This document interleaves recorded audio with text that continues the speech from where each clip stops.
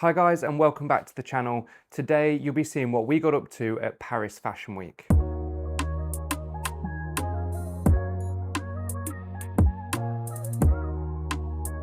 So Paris is the last leg of the men's fashion week calendar, having done Florence and Milan. We have lots of shows and it's incredibly hot because this is in the middle of the heat wave that Europe had. We've got a relatively busy schedule with appointments, presentations and runway shows, so let's get cracking. First up was an appointment at the Mr. Smith boutique in the Marais. This was a new brand for us and one that we really enjoyed discovering. It kind of has a new approach to fashion in the way that the creative director Vincent has a wealth of experience working at couture houses and tailoring in particular, and focuses on handmade. All of this is actually handmade and produced in the atelier in Paris. And you can see lots of signs of hand stitching throughout these garments. It has like a utility focus and a utility base, but it's just so elegant and well made and luxurious. One that's definitely worth checking out. And you can see Vincent's expertise in tailoring from the likes of from working at the likes of Le Maire and Louis Vuitton and Givenchy and all these amazing Parisian couture houses. A really, really good start to the week and filled me with a lot of hope about the future of menswear, especially with this approach of like slowness, only making what's ordered, and installing this same ethos across everything from like pajama shorts and underwear. You see the little eyelet fastening there. And yeah, hand embroidery and hand stitching that you can see throughout all the pieces. We then headed down the street, I think this was still in the Marais, with Scott. I have my Scrossos on still. To On always do an interesting kind of exhibition and lots of like dynamic spaces. So each room kind of houses a different aspect of On. So whether that's like a different product offering or a new collaboration or a different style. This was like a gardening where I was like, I don't know if this is going to be the new utilitarian kind of cool little niche within menswear, but gardening was definitely cool. These pieces were really, really functional, extremely lightweight and airy, but designed for literally gardening. Then there's some running spikes here. Me and Scott were saying it's been a while since we wore them. Before moving on to the Erewhon collaboration, and there's actually food here, like fresh food you can see in a second for all the guests, grown locally, and like a cafeteria alongside. Into another room, and I think this was the FKA Twigs collaboration, which is in another season, all kind of dance and ballet inspired, which I think is nice that they have like, each collaboration has its own like niche and purpose. Then there was another one with, I think it's Line Ceramics. Yeah, these pieces were insanely light. The vest in particular, like the fiery vest, there was just nothing to it. It weighed less than a bag of crisps. I would really enjoy running in something like that. So we've just done On. We're now heading back to the flat to get changed and hopefully have a cold shower. It's hot, but the overcast here is helping the temperature, and there's a little breeze now and then. And then later on we've got the AuraLee show, so get ready for that. AuraLee has of course become one of our favourite shows each season, and we actually went to the first ever AuraLee show in Paris a few years ago. The shows now are much bigger and guests fly in just to get a glimpse of the new collection. This is definitely a collection that is aesthetically pleasing on the eye and great to look at, but is definitely one that you need to go and touch and feel and wear to really capture what the brand's essence is. Their fabrications are the best and often not what you expect, and I think my friend Ken Sakata, who I actually met in person for the first time at this show, did a really good in-depth video about this exact thing, and how actually, the reason why we get clothes is to wear them, and that's when you actually realize how good they really are or how bad they are, or their shortcomings, or the things that make them unique. This collection had an interesting theme and conversation around modern life and what that kind of encapsulates. This one spoke around the feeling of being at work, the anticipation of leaving work, enjoying moments of spontaneity on breaks, and living life and expecting the unexpected, and then returning to work as well. So the garments kind of capture a wardrobe that facilitates that and helps you enjoy those moments between work-life balance. After this, it was the following day, so the first stop was at John Lobb, the Northampton shoemaker that is now, I think, owned by Hermes. It's nice to see a cobbler, as always, in the corner of the room. John Lobb do this really well, and they have like a mix of They're, you know, quintessentially British classic shoes, alongside modern styles like this burgundy shoe with the open front just beyond the vamp. These sandals in suede with a really nice buckle. I actually want a belt with this buckle on because it's really nice and small. Again, these in suede with a little bit of a heel and a pointed toe. The creative director actually was wearing a pair of these and they looked really, really good with a wider trouser. Again, blue with the accents, a ballet slipper, which I would live in. And I actually really like these ones, which were on the last plinth in the room. They also had this really cool campaign imagery, which was from a quintessentially British summer seaside holiday. And I said I think it works even better when it's overcast and grey, because that's what makes it just as British as possible. Following this, we went on to the Tatras presentation.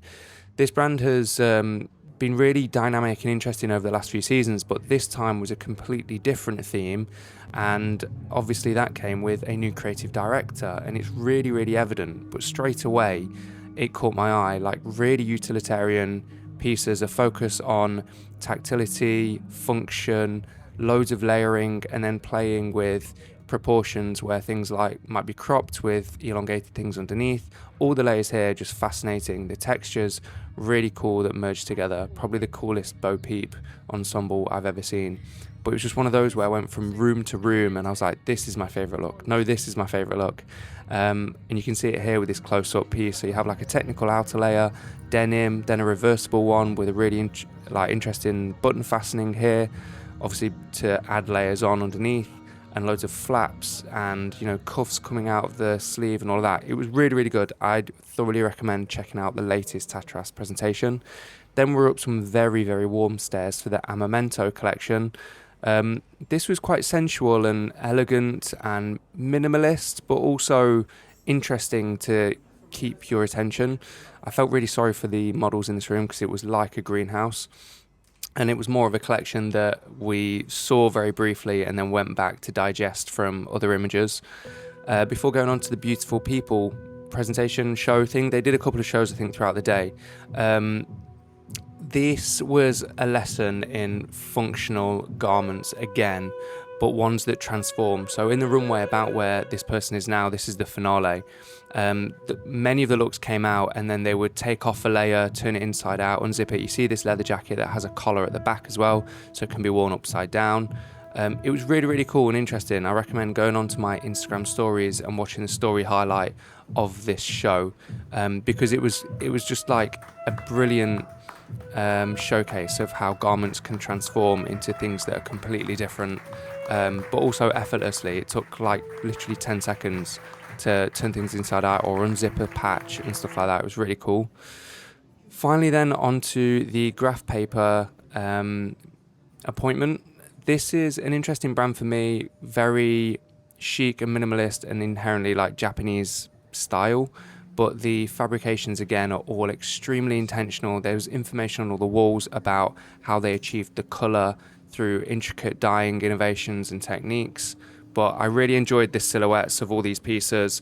Took inspiration from tailoring, but using technical fabrics which are more lightweight and flowy, and a really, really lovely kind of oversized shape grandad collared shirt here with a pocket on the chest. I was really impressed with it, and I think some of my favourite were these trousers with the skirt that kind of fastens at the waist and then wraps around and ties to the side. Really cool, really elegant, very, very chic, and the boss there waving us goodbye. We then went on for dinner. I had to give this a shout out. It's probably the best veggie meal I've had in Paris from Maslow. So if you're in Paris and are looking to avoid some meat, definitely go and check out Maslow.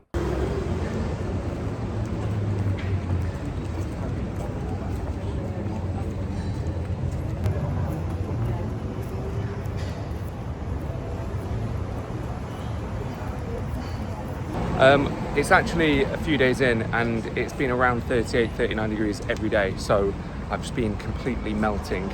The trick now is just to wear the most comfortable and as few clothes as possible. I have not changed my shoes all week. I'm still in my Scorosso sandals, which you'll see on a lot of my posts on Instagram.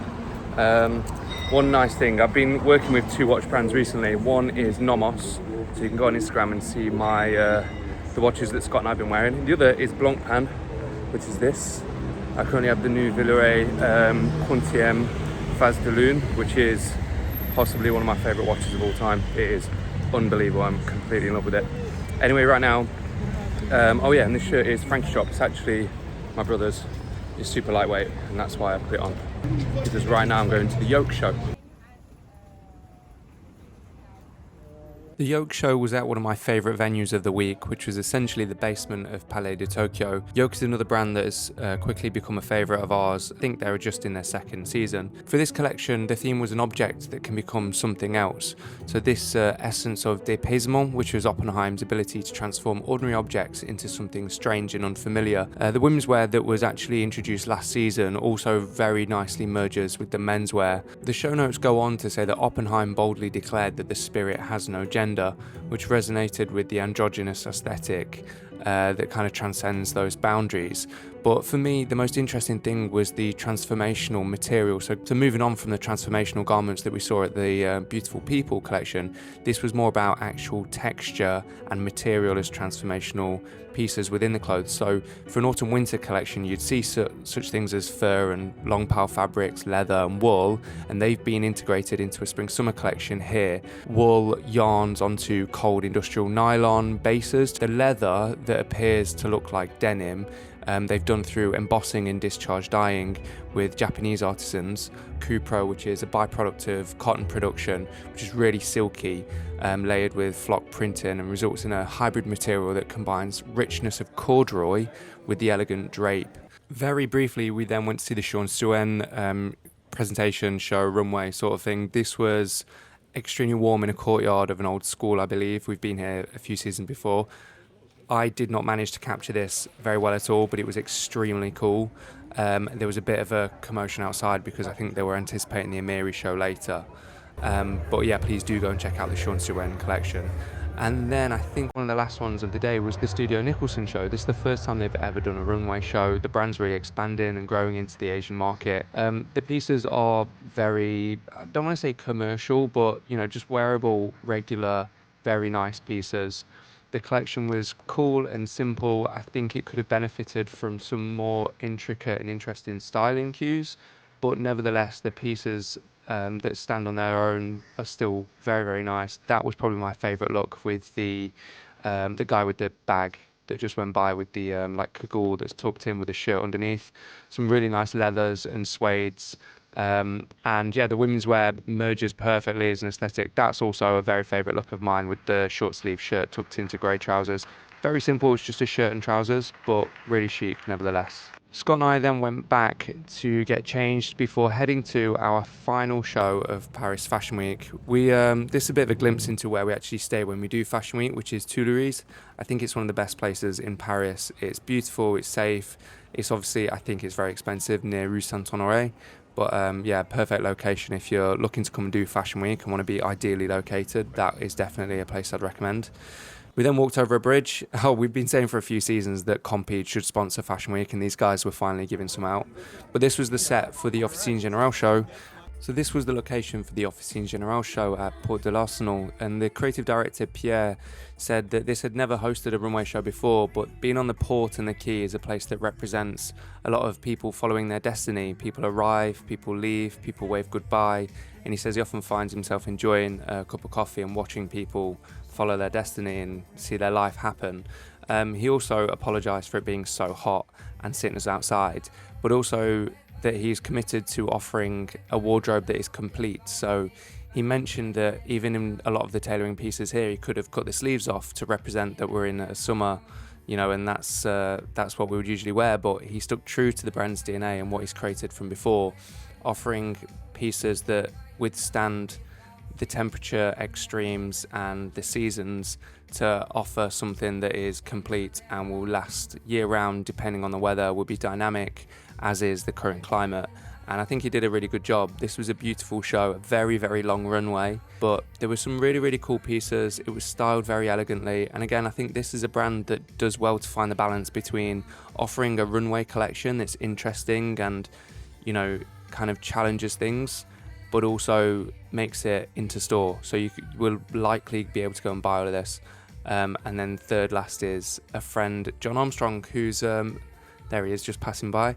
A good friend and a really, really beautiful guy and a great model. So Yeah, that kind of rounds up all the other one, I would say, that girl's shirt that was open at the back. So that rounds up Men's Fashion Week as Pierre runs out for his bow. So if you made it this far, thank you so much for watching the video. I hope you enjoy my coverage of Fashion Weeks. I know I kind of have to breeze through everything really quickly, but next up for us is Copenhagen Fashion Week. I'm hoping to do a come along video with me like this one as well, only it is extremely dynamic and I think the schedule is about as busy as it could possibly be. I'm going to try and do some individual videos to highlight specific designers that we speak to and shows that we see. But as always, thank you so much. Please don't forget to like, comment and subscribe and share this video with someone who you think will like it.